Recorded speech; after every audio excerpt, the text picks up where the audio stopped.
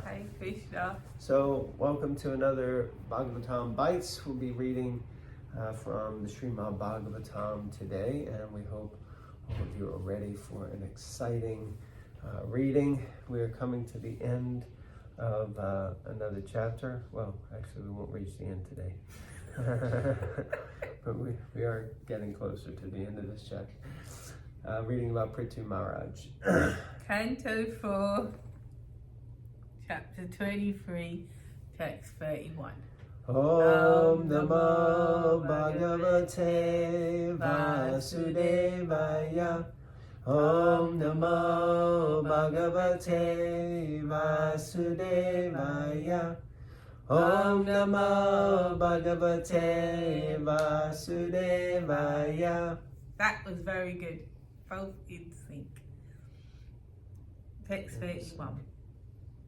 Any person who describes the great characteristics of King Prithu with faith and determination, whether he reads or hears of them himself or helps others to hear of them, is certain to attain the very planet which Maharaj Prithu attained. In other words, such a great person also returns home to the Vaikuntha planets, back to Godhead.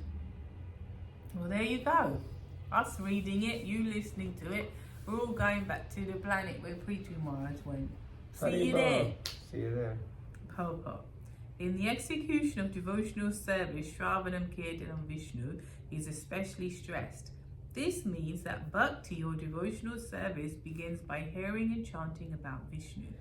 When we speak of Vishnu, we also refer to that which relates to Vishnu. In the Shiva Purana, Lord Shiva recommends Vishnu worship to be the topmost worship. And that better than Vishnu worship is worship of the Vaishnava or anything that is related to Vishnu. The fact is explained herein that hearing and chanting about Vaishnava is as good as hearing and chanting about Vishnu. For Maitreya has explained that anyone who hears about Prithu Maharaj with attention also attains the planet which Maharaj Prithu attained. There is no duality between Vishnu and the Vaishnava. And this is called Advaya Gyan. A Vaishnava is as important as Vishnu, and therefore Srila Vishwanath Chakravarti Thakur wrote in his Guru Ashtakam, Shakshat Daritvena Samasta Sastre Uttastata Bhavyate Eva Sadbi Kintu Prabhuya Priya Eva Tasya Bande Guru Sri Charana Vindam. The spiritual master is honored as much as the Supreme Lord because he is the most confidential servitor of the Lord. This is acknowledged in all revealed scriptures and is followed by the authorities. Therefore, I offer my respectful obeisances unto the lotus feet of my spiritual master, who is a bona fide representative of Sri Hari. Sri Hari. It's interesting because in the morning class at the Bhakti Center today, Srila Prabhupada gave the class and he was talking about his guru, Srila Bhaktivedanta Swami Thakur, whose appearance day is the day you'll be watching this video. Oh. So there you go. Isn't that all synchronicity, as they say? What is it? If anyone would like to help us out here, you can send a dictionary. Synchronicity. Synchronicity might be the word that we're looking for, but it could be a different word. I don't know. I'm certainly not a walking, very critical person, obviously. Exactly. But what I was thinking was when we were chanting the the invocation at the beginning, I was thinking how sacred this place is, and Prabhupada sat here and was chanting, and how, that's why it's sacred actually, and that we're just sitting here nearly 60 years later, just again reading these books and purports that Prabhupada painstakingly wrote, so much effort, so much diligence, and repeating these mantras. And so when he's talking about the guru, when he's talking about worship of the worship of the Vaishnavas is higher than the worship of Vishnu. Then also because we just had Guru Puja as well. Here Guru Puja is the final part of the morning program, so we just had that and then it finishes. And yeah, I was just thinking that the importance of doing that and keeping Prabhupada in the center, and keeping Prabhupada consciousness, pervading and making sure it doesn't fade, and especially as generations go on and you get to a stage where, which we're seeing now, interesting enough, where it's like my guru generation, as it were, they have disciples who are already initiating.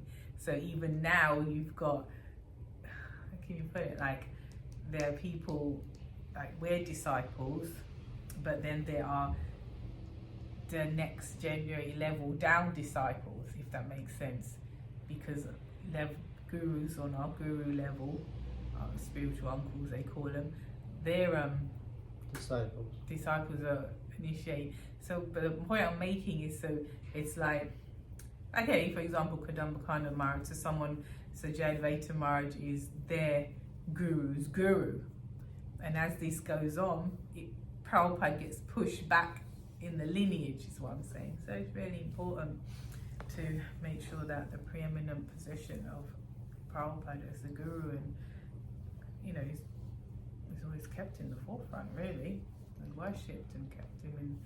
Yeah, if it weren't for him, you wouldn't have any of it. Yeah, Srila Prabhupada is the founder, Acharya, of the International Society of Krishna Consciousness. He is also the preeminent Shiksha Guru for all members of the society for all time. Mm-hmm. And that's maybe the point to hone in on there. So very powerful. Yeah, and Bhaktisiddhanta Saraswati Thakur. This morning we were hearing how his special contribution, Srila Prabhupada said a few times, his special contribution is that he really wanted and made efforts to move Krishna consciousness out of India and to spread it across the world. Bhaktivedanta Thakur prophesied that the Europeans and Americans, the Westerners and the Indians and the Easterners, they would all come together and they would chant and dance, glorifying Lord Chaitanya and Krishna. He predicted that in Sridham Mayapur, and of course that prediction eventually came true. But it was Bhaktisiddhanta Saraswati Thakur who instructed Srila Prabhupada to preach the message of Lord Chaitanya in the English language in the Western world. And Srila Prabhupada took that order up, and because of that we're sitting here. Definitely because of that I'm sitting here, and what to speak of sitting here. Yeah. So like that. Yeah. Okay, next paragraph. The Supreme Vaishnava is the spiritual master, and he is not different from the Supreme Personality of Godhead. It is said that sometimes Lord Chaitanya Mahaprabhu used to chant the names of the gopis.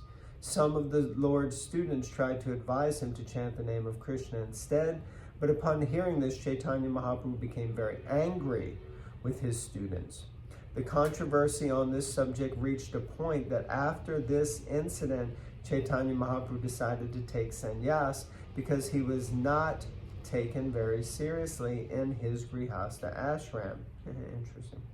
The point is that since Sri Chaitanya Mahaprabhu chanted the names of the gopis, worship of the gopis or the devotees of the Lord is as good as devotional service rendered directly to the Lord. It is also stated by the Lord himself that devotional service to his devotees is better than service offered directly to him. Sometimes the Sahajiya class of devotees are interested only in Krishna's personal pastime to the exclusion of the activities of the devotees.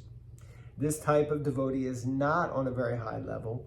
One who sees the devotee and the Lord on the same level has further progressed.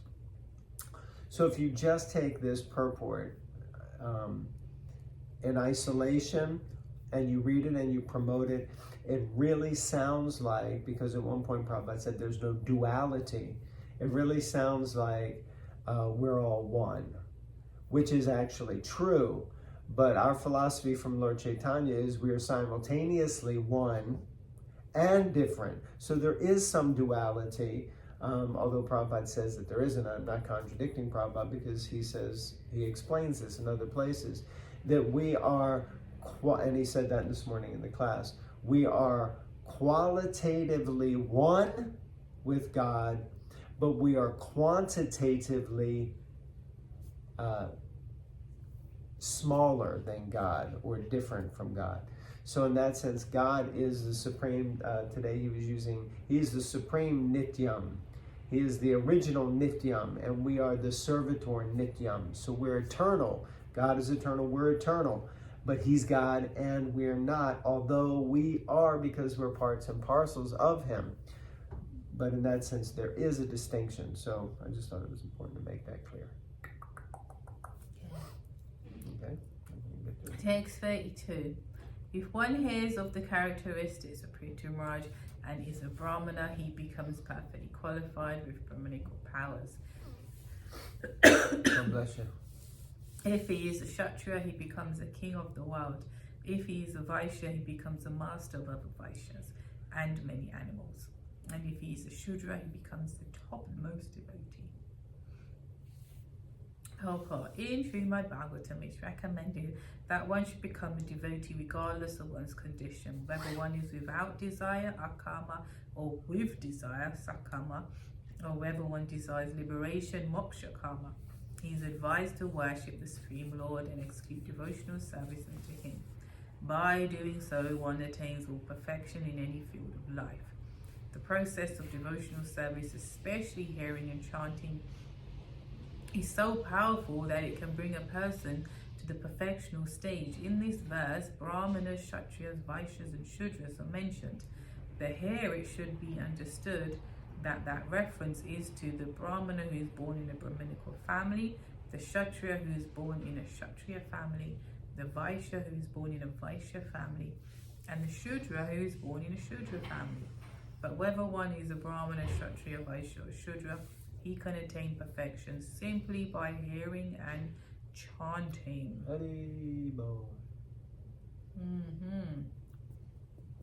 Interesting, the stress on being born in the different ashram.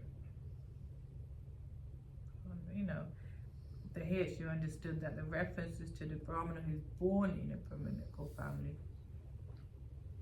Yeah, it's the opposite of what we normally understand, which is interesting. And I wonder if Prabhupada will maybe explain a little bit more in the next paragraph. Yeah, he does. But your point is that, you're like, wait a minute. Right. Because he's saying that in this verse, the Brahmana referred to as a Brahmana born in a Brahmana family, not necessarily one who's Chatur Varnam Maya Shrishtam Guna Karma Vibhagasha, not one whose guna and karma determines him as a Brahmana, but one who's born in a Brahmana family. So let's see what Prabhupada has to say. Okay. Yes. So next paragraph, to take birth in a family of Brahmanas is not the ultimate finishing touch. One must have the power of a Brahmana, which is called Brahma Tejas. Similarly, taking birth in a royal family is not all in all. One must possess the power to rule the world. Similarly, taking birth as a Vaishya is not all. One must possess hundreds of or thousands of animals, specifically cows, and rule over other Vaishyas, as Nanda Maharaj did in Vrindavan. Nanda Maharaj was a Vaishya who possessed 900,000 cows and ruled over many cowherd men and boys. A person who is born in a Shudra family can become greater than a Brahmana simply by accepting devotional service and giving oral reception to the pastimes of the Lord and his devotees. So, what I'm taking from this, and you can obviously contribute, but what I'm getting from this is how Prabhupada is juxtapositioning these two things. So you're born in this family, well, that's good. But if you hear about the activities of a pure devotee, meaning if you engage in hearing and chanting about a Vaishnava who's non-different from the Lord, then you're performing bhakti and devotional service, and that makes your birth perfect because it gives you a certain qualification. So for the Brahmana, you develop Brahman Tejas. For the Kshatriya, you'll understand how to rule over the world, which is quite interesting because, of course, we also understand that Bhakti at its core, at its most pure, Shuddha Bhakti, is free from also these designations. As Sri Chaitanya Mahaprabhu says that Naham Viprona Chanara Patirna Vaishona Shudro. I am not a Brahmana, I'm not a Kshatriya, Vaishya, or Shudra. So he also says he's none of the ashrams either, that he is simply Gopi Bhartul Padakamala Yurdas Das Das Anudas. So, but still here Prabhupada is saying that, because the verse is alluding to this, that by the process of hearing and chanting, you can become perfected in whatever varna you're in. Any thoughts on that? No. Okay. All right, so I think we can take a stop there, take a break. Thank you all very much for tuning in, and we look forward to having your association next time. And in the meantime, hope you have an ecstatic Bhaktisiddhanta Saraswati Thakur appearance day, and may Srila Bhaktisiddhanta Saraswati Thakur's blessings be upon you and all of us, and it already is by the mercy of Srila Prabhupada. Hare Krishna. Hare Krishna. Grantaraj Srimad Bhagavatam ki Jai. jai.